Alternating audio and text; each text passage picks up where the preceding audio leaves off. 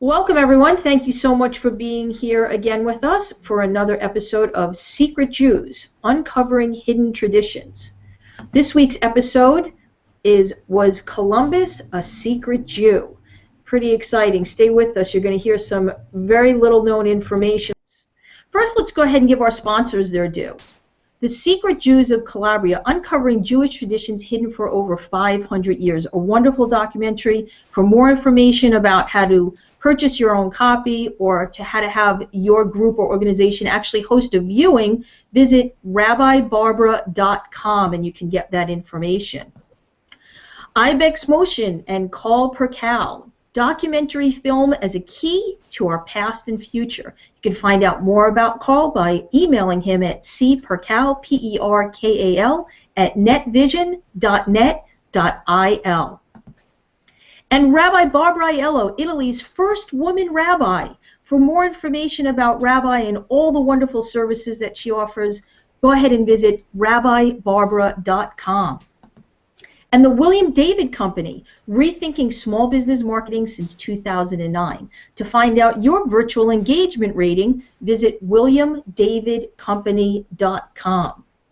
Well, first let me go ahead and introduce our co-host for today, producer of Secret Jews movies, Carl Perkal. Carl, welcome. Thank you for being here once again. I'm not here. I'm there. I'm in Israel. If that's true, you are there, but we're there virtually. And Rabbi Barbara Aiello. Welcome, Rabbi. Hello, I am here in Florida, but on my way back to Bella Italia. All right. Well, Carl, I think you're going to start us off with this week's episode.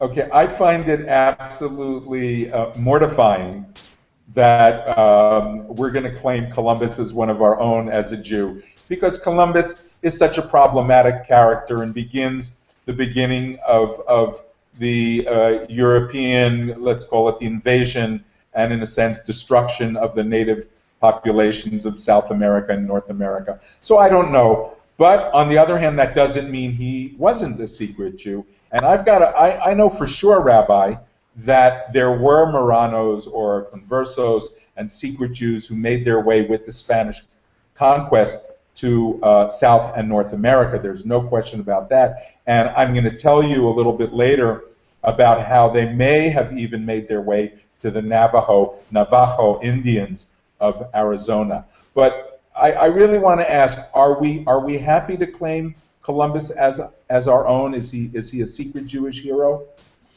I believe he is. I believe that Anthony Baratta, who is the president of the Order of the Sons and Daughters of Italy in America, he wrote something recently. He said that regardless of what you think about Columbus, he joined the old world of Europe to the new world of what was to become America, and his voyage changed the world forever.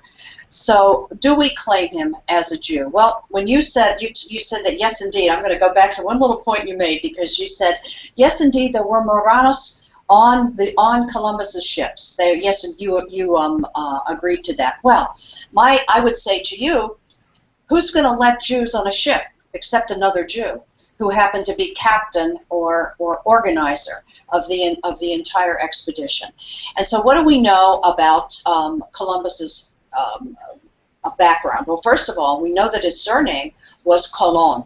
Colon is a recognizable Spanish and Italian Jewish surname. We believe that he was a secret Jew, and because he worked alongside of fellow Jews during the horrors of the persecution that were brought on by the Inquisition. Also, in an opinion piece on a CNN blog in 2012, an author by the name of Charles Garcia, actually I should call him a historian, he summarized what historians have long suspected and believe now that they've been able to corroborate, and that is that Columbus wrote and spoke in Castilian Spanish, which was Ladino, and in his letters that he wrote, he signed them off with the phrase meaning, "with God's help," that only Spanish Jews wrote on their letters as a way of being able to identify one to another. But the most compelling evidence is in the museum, the Maritime Museum in Genoa, Italy. And there you can see Columbus's manifests from various of the many voyages that he took. And what is the most compelling evidence of all is that when he was evaluating his sailors, who was good, who was bad, who was obedient, who wasn't, he wrote in Hebrew. All of these manifests you can see written in Hebrew with the names of the sailors and how effective they were working on the ships. Also, many people believed that what Columbus was doing was he was taking action against the genocide of the Jews. And the Jews were being persecuted at a horrible rate, as we know about the Inquisition. And there are historical accounts that say that Columbus and his compatriots would actually pull out of these long processionals Jews that were being taken to be burned in the public square. They would rescue as many as they could, secret them onto the ships, and to take them to the New World.